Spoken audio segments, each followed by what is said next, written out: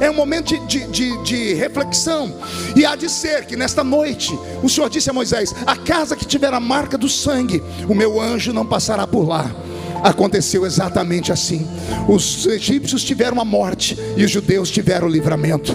Quando o faraó acordou pela manhã, viu seu filho morto e a pandemia de mortos sobre o Egito, desesperado, ele mandou chamar Moisés e disse: tira o seu povo daqui.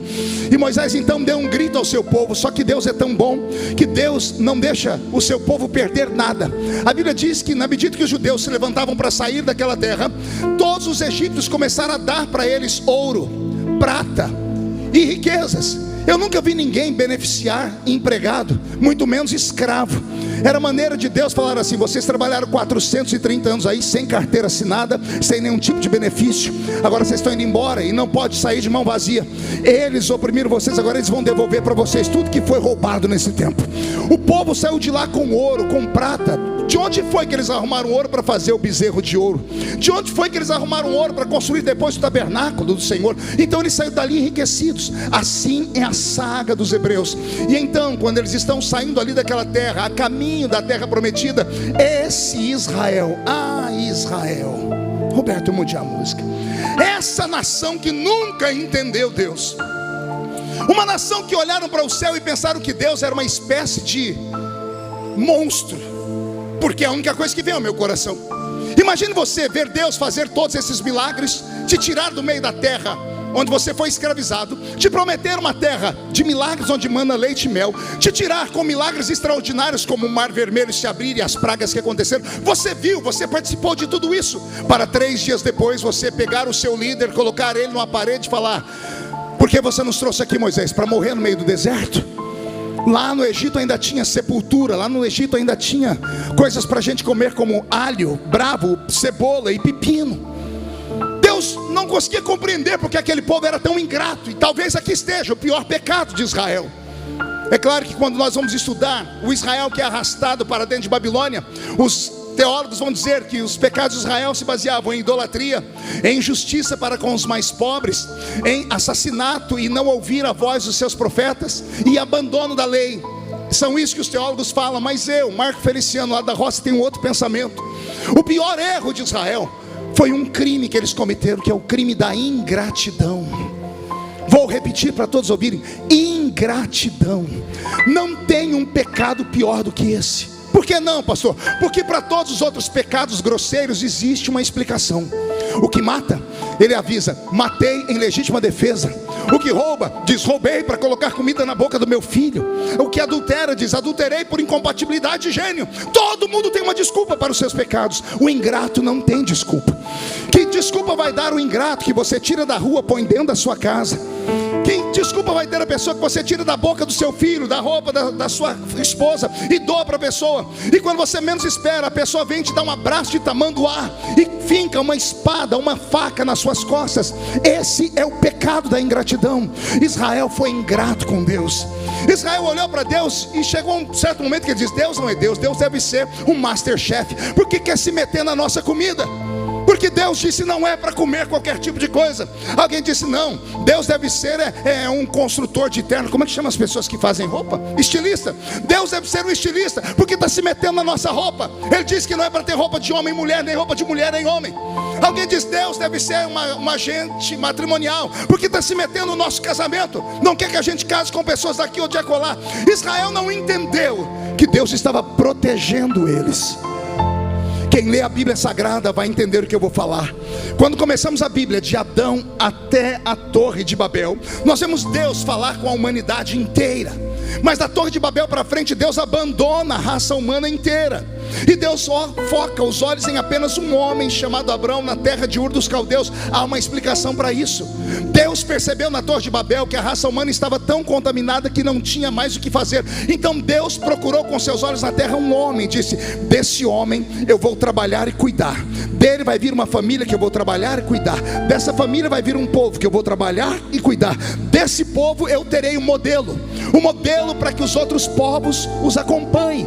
O que é Israel senão um modelo. Deus queria que a mulher judia, ao andasse pelas ruas e pelas estradas, as pessoas não tivessem dúvida se ela era uma mulher ou se era um homem. Deus queria que o povo de Israel no meio do deserto não sofresse com doenças que viessem com a alimentação de carnes rançosas, com a alimentação de carnes de animais impuros. Deus queria que o povo visse como é que esse povo está tão saudável. Deus queria que Israel fosse um modelo, mas aquele povo não entendeu. A Bíblia Sagrada vai me dizer que Israel, quando entramos por exemplo pelo livro dos Juízes, por 270 anos eles se curvam diante de outras nações, eles caem, se levantam e caem parecendo bebuns. Quando tudo estava bem, ao invés de adorarem a Deus e glorificá-lo, olha eles pegando o que trouxeram do Egito. Trouxeram do Egito Baal, Astarote, Azera, Marduk, os deuses da Mesopotâmia antiga. Ora, quando tudo desabava, eles pediam perdão a Deus, escondiam os ídolos, não quebravam, escondiam, e Deus por misericórdia e socorriam eles. Isso aconteceu por um período de quase 3 séculos, e Deus começou a compreender que esse povo também não tinha mais cura. Então Deus levanta profetas fortes. Deus levanta Jeremias, Deus levanta Isaías. Deus começa a dizer: se vocês não se converterem, eu vou ter que dar a vocês um remédio mais forte. Até agora foi só Cibalena, até agora foi Dorflex, e vocês não estão entendendo. Até agora foi só uma microcirurgia dentro do consultório médico. Pelo jeito, eu vou ter que dar a vocês um tratamento mais pesado. Vou ter que dar um tratamento de quimioterapia, de radioterapia. Vou ter que deixar médicos abrirem vocês por inteiro, para vocês entenderem que vocês não são normais, que vocês estão no mundo, mas não são do mundo, que eu levantei vocês para serem um modelo daquilo que eu quero que o mundo seja. Eu abro um parênteses aqui para dizer que assim como houve um Israel no Velho Testamento, alguém no Novo Testamento vai nos chamar de novo Israel. Tem teólogos que não concordam com isso, tem teólogos que não fazem comparação entre Israel e a igreja, mas eu faço. Tudo que está escrito no Velho Testamento, o Novo diz: aprenda para vocês não errarem também, siga os passos, porque quem não conhece o passado está fadado a repeti-lo. E não é que o Israel da Bíblia Sagrada não seguiu os exemplos, e não é que o Israel do Novo Testamento também não seguiu os exemplos. Quando eu falo de Novo Testamento, quando eu falo de igrejas que se perderam, eu não preciso falar do século 21, é só voltar dentro da Bíblia Sagrada. No livro de Apocalipse mesmo, no capítulo 3, verso 20, tem um versículo, grande pregador, que todas as vezes que eu era criança, eu pregava no meio do culto ar livre, com o microfonezinho na mão, dizendo: ei pecador, assim diz o Senhor para você, Apocalipse 3 e 20, eis que estou à porta e bato, pastor Ítalo. Se você ouvir a minha voz, eu entrarei aí dentro e cearei com você, você será comigo. Eu preguei isso para o pecador. Eu ainda dizia: a batida na porta é o seu coração. Enquanto você está vivo, Deus está te chamando. É bonita a interpretação, é até de uma simples hermenêutica, mas o texto sagrado não está falando isso. O texto de Apocalipse 3 e 20 tem endereço, é uma igreja que está na Ásia. Respire, uma igreja fundada no alicerce da palavra, uma igreja fundada por apóstolos. Não é uma igreja como nós, que viemos, sabe Deus de onde, nem sabemos direito para onde vamos. Uma igreja que foi fundada por aqueles que andaram ao lado do Salvador, que foram testemunhas vivas dos seus milagres. Jesus está na porta de uma igreja, batendo, dizendo: eu estou aqui na porta tentando entrar. Se alguém ouvir a minha voz e abrir a porta, eu entro. Olha, você não entendeu ainda. Eu estou falando que já na Bíblia Sagrada, não precisamos sair da Bíblia, não precisamos atravessar o 1º, 2º, 3º século, é só entrar na Bíblia. Já tinha naquele tempo igrejas apóstatas, igrejas fundadas no nome dele, alicerçadas no nome dele, levavam o nome dele, mas ele não podia entrar lá dentro. E agora eu tiro um chicote de 5 metros. Eu estou cansado de pregar para zumbis. Vou falar de novo. Eu acho que eu posso falar. Como eu comecei pregando crianças, se você pegar os vídeos dos Gideões mesmo, de 10, 20, 30 anos atrás, você vai ver uns Gideões que hoje nós não temos mais. E alguém vai falar: por que mudou, pastor? Não foi Deus que mudou, nós mudamos. A nossa forma de adorar mudou, o nosso estilo de música mudou. Nós queremos nos modernizar, devemos e podemos, só não podemos mundanizar. Nós queremos uma coisa diferente. Eu sou da época que a Valquíria de Oliveira começava a cantar aqui, a gente não entendia nada do que ela cantava, mas a gente sentia tudo que ela falava. Daqui aqui a irmã Lauriette, quantas vezes cantou louvores aqui que nos levou até o céu, e nós fomos e voltamos 10 vezes e nunca nos cansamos. Aí de repente modifica-se toda a música. Eu sei que você é um crente moderno, por favor não me espanque, perdoe a minha barba branca, tá? Eu sou mais velhinho. Eu sei que você gosta da música do tal do worship. É assim que fala? Tem que fazer biquinho, worship, né? O que é worship, pastor? Para mim worship é aquele louvor em slow motion. Sabe o que é slow motion? Câmera lenta. Começa a música e a pessoa começa a adorar assim, ó.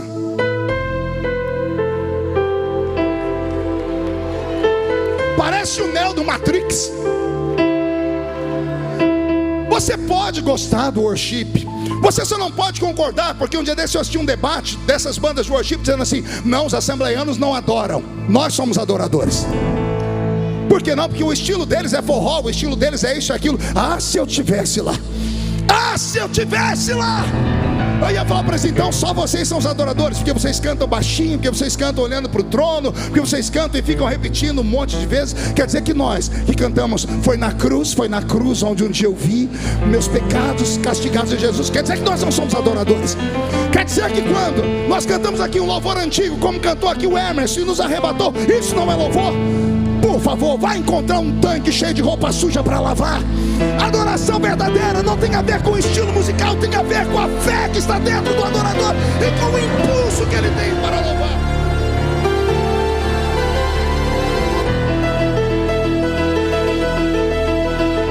Por que zumbis, pastor? Porque ultimamente eu ando pregando em lugares que eu tenho que ficar jogando fogo no povo e ainda não funciona. Porque aí meia dúzia de desavisados faz um cortinho na internet e coloca lá e ficam tirando sarro na gente. Tiram sarro dos nossos pulos, tiram sarro das nossas coreografias espirituais. Ah, se eles soubessem onde estão tocando. Eu falei aqui quando era menino: não toque num crente cheio do Espírito Santo. Não toque em um adorador verdadeiro. É a mesma coisa que você enfiar a mão numa caixa de maribondo.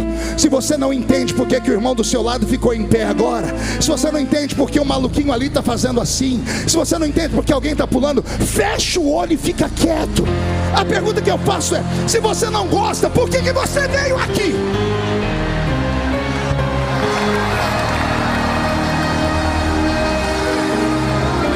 Se você não gosta, vai para outra festa. Tem várias tribos, tem lugar onde você vai, você tem direito até a dormir no culto. Dia desses eu preguei na Europa e numa igreja, na entrada da igreja, na porta, tinha uma sala para fumantes.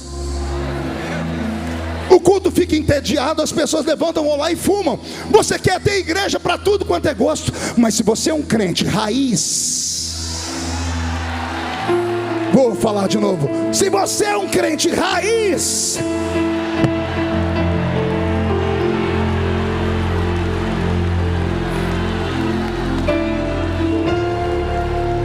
se você é um pentecostal verdadeiro, você não pode ter senões a respeito do poder de Deus.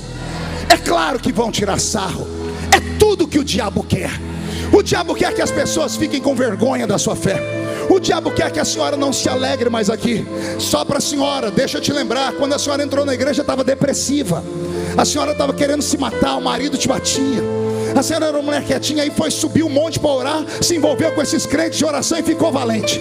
Começou a bater o pé no chão, a dar grito, a dar golpe de karatê. A sua psicóloga não sabe o que aconteceu e nunca vai saber, porque Deus destravou você por dentro. O que te destravou? Esse movimento pentecostal. Aí agora vem esses almofadinhas quererem falar de nós. Vem pastor, mas vocês são fanáticos. Nós assembleianos somos fanáticos, é isso que estão falando? Deixa eu falar com você que não é assembleiano e é dessas igrejas que não gosta de barulho. Fanático é você, seu infeliz, que quando o seu time está jogando bola contra um outro time e você vê 22 homens com a perna rapada chutando uma bola, quando ele faz gol, você grita, se desespera, xinga, beija a pessoa, se fantasia. Isso é fanatismo. Aqui eu prego para um time que nunca perdeu um jogo. Nós estamos ensacando Satanás. Esta é a igreja.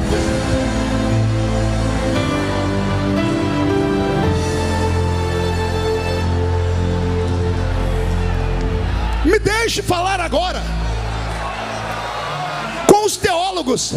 Qual câmera vai me jogar para o telão?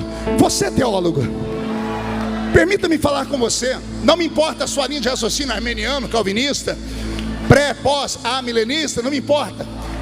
Reformado, anglicano, ortodoxo, católico, carismático, evangélico, pentecostal, neopentecostal, não me importa a sua tribo. Aqui na Bíblia Sagrada nós temos 2 momentos para o Pentecoste. 2. Um com homens iletrados, um com analfabetos, e um com o maior de todos os eruditos do Novo Testamento. Falarei de novo. E um com o maior erudito do Novo Testamento. O primeiro Pentecoste, ou o original, temos lá em Atos dos Apóstolos capítulo 2. Quem é que está ali? Os homens iletrados. Como é que o senhor sabe disso? Atos capítulo 4. Ouviram Pedro pregar e falaram: não são pois esses homens iletrados? Não são pois esses homens incultos? Como pois os ouvimos falar com tamanha eloquência?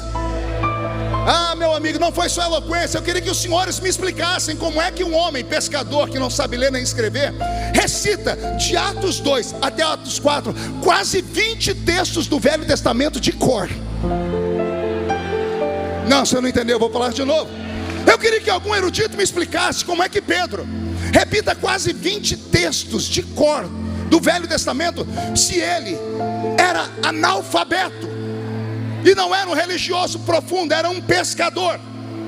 Como é que Pedro, quando viu o povo falar que os crentes estavam bêbados, saltou no meio da multidão e disse: aqui não tem ninguém bêbado. O que está acontecendo aqui foi o que foi predito pelo profeta Joel, que disse: há de ser que nos últimos dias derramarei do meu espírito sobre toda a carne. Vossos filhos e vossas filhas profetizarão, vossos jovens terão visões, vossos velhos sonharão sonhos. Me diga, no Pentecoste o Senhor se revelou para homens e mulheres iletrados, sim. E aqui eu faço um agravo. Alguém me arruma um lenço, por favor? Por favor, tá limpinho, né, Emerson? Olha, é verdinho ainda. Obrigado. Combina com o terno que eu ganhei do J. Oliveira, lá da Bahia. Reclama para ele que é ele que me deu esse terno cor de pistache aqui. Eu quase não saí do hotel por causa dessa. Mas cavalo dado, a gente não olha os dentes. Mas vamos lá. Voltando a falar, tá na moda, pastor Zilmar? O senhor gostou? Vou mandar fazer um para o senhor dessa cor. Vamos, o senhor está me comparando com os ciganos ali. Está falando que nós estamos tudo colorido aqui. Isso aqui é uma festa, é uma festa. Senhor? Decoração. Agora o pastor Zilmar é mais inteligente do que eu. Obrigado. Voltando. Quando eu vejo ali em Atos dos Apóstolos o Senhor se revelando para aqueles homens iletrados, eu entendo, porque muitas pessoas falam assim: o poder do Pentecoste é só para igrejas onde os crentes só têm 2 dentes na boca, o zagueiro e o atacante. A maioria é analfa de pai, e o que sobra é beta de mãe. Analfabetos dizem isso. Tudo bem, com base nisso, se fosse uma doutrina, estava fixada, mas não é isso. Porque logo depois, Deus levanta um certo Saul de Tarshite, conhecido como Saulo de Tarso. E é Saulo de Tarso, que tem como nome grego Paulo. É ele que vai ter um encontro ali no caminho da cidade, do caminho para Damasco, a cidade mais antiga do mundo, com a glória do Senhor Jesus. É ele que vai receber uma visitação, vai ficar cego, depois vai ficar curado da cegueira, vai receber a unção do Espírito Santo. E é Paulo quem vai sistematizar a nossa fé. Não existe cristianismo sem Paulo. Sem Paulo a nossa fé seria uma fé mista, um judaísmo cristão ou um cristianismo judaico. É Paulo quem separa a nossa fé e depura ela e purifica ela. Por que estou dizendo isso? Porque é Paulo, o erudito, poliglota, homem de 2 cidadanias, romana e judia, um homem da aristocracia judaica, um homem que tinha sangue azul, advogado. É esse homem que vai dar um ensinamento sobre o poder do Pentecoste. É ele que vai sistematizar e transformar em doutrina. É ele que no capítulo 12 da primeira carta aos Coríntios vai dizer: existe um armário no céu, e esse armário tem 9 prateleiras. Em cada uma das prateleiras há um dom sobrenatural. Em cada uma das prateleiras há um dom extrasensorial, há um dom que o dinheiro não compra, que a terra não pode receber por sua própria força. Há um dom que quem dá tem nome: Espírito Santo. Você não entendeu? Vou falar de novo. É Paulo, o erudito, que vai dar um ensinamento sobre o poder do Espírito Santo. Nenhum dos outros apóstolos experimentou os 9 dons espirituais. Os analfabetos não experimentaram todos. Pedro foi o que mais experimentou os dons. Eu vejo Deus usar ele na operação de maravilhas, quando a sombra dele passa e levanta e cura os doentes. Eu vejo Pedro receber a palavra da ciência ou do conhecimento, quando ele recita os versículos sem ter estudado eles, porque é isso que eu entendo, 20 vezes citando o Velho Testamento, do capítulo 2 ao capítulo 4 de cor. Um homem iletrado é a palavra da ciência. Eu vejo Pedro curar enfermos. Eu vejo Pedro com o dom de discernir espíritos, quando ele vai falar com Ananias e Safira e vê que eles estão mentindo. Pedro foi o que mais foi usado em dons. E esse que mais foi usado em dons nunca experimentou os 9. Para quem Deus deu a plenitude do Pentecoste? Para um poliglota, para um homem que tinha um anel de formatura no dedo, para um homem de dupla cidadania, para um homem que usou a sua inteligência para chegar até Roma e foi pregando o evangelho com a força, uma violência tão grande que ele sozinho acabou com a religião da Grécia. Pelo menos aquela irmã entendeu. Vou falar de novo. Um homem baixinho, 1,5 metro de altura, uma cabeça desse tamanho, há quem diga que era caolho e manco de uma perna, entrou em Atenas gritando: eu sou sacerdote do Deus desconhecido. Um homem que deu na cara dos epicureus, deu na cara dos estoicos, um homem que vomitava a sabedoria. Foi para ele, Abner, que Deus deu a plenitude do Pentecoste. Portanto, a esses teólogos eu digo assim: o Pentecoste não é dado àquela igrejinha lá do interior, porque as pessoas lá não sabem ler nem escrever. Não é isso. O Pentecoste não é dado para cá, ele é dado para cá. Vou falar de novo.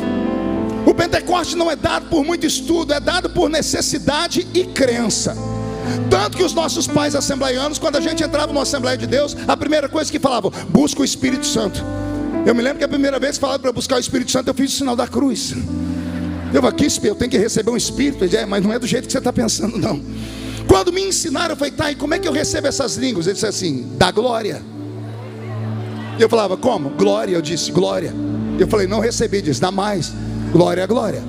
Não recebi. Diz: dá mais. Glória, glória, glória. Não recebi. Dá mais. Glória, glória, glória, glória, glória. Não recebi. Dá mais. Glória, glória, glória, glória. Não recebi no primeiro dia. Busca no segundo, busca no terceiro, busca no quarto. Eu sei que em 2 semanas já não tinha voz de tanto da glória, até que o céu abriu em 2 partes e Jesus me batizou com o Espírito Santo. O Senhor pode batizar com o Espírito Santo aqui dentro nessa noite, mas é muito difícil. Pergunte por quê. Olha a criatura do seu lado agora, mas pega ela de surpresa. Como é que Jesus vai batizar essa criatura mascando essa desgraça desse chiclete? Como é que Jesus vai batizar essa outra criatura que está me olhando com a cara feia, parecendo que foi batizada num pote de vinagre? Como é que Jesus pode batizar você se você está numa festa pentecostal, a maior festa pentecostal do mundo, e está aí de braço cruzado, mão no queixo, olhando para o céu, filosofando? Como é que Jesus vai te batizar se você não abre a boca nem para respirar? Fica aí com essa boca travada, essa boca de aço, essa língua de ferro e esse queixo de concreto. Quer ver Jesus te batizar com o Espírito Santo? Sai da terra comigo. Como, pastor? Sei lá, entra no manto do mistério. Pastor, mas eu estou em Camboriú. Eu sei, fecha o olhinho e lembra que você estivesse no monte. Me imagino que você não está ouvindo essa música do Roberto, não. Imagino que você está ouvindo Divisa de Fogo, Varão de Guerra. Ele chegou na terra, ele chegou para guerrear. Pensa que você está ouvindo a música da irmã Lauriette do Elias. Esses são os dias de Elias. E aí, por favor, esquece quem está à sua esquerda e à sua direita, à frente e atrás, porque quem fala de você não paga as suas contas. Quem fala de você não vai te visitar quando você está doente. Quem fala de você não te ajuda quando você precisa. Então para de olhar para a terra e foque no céu.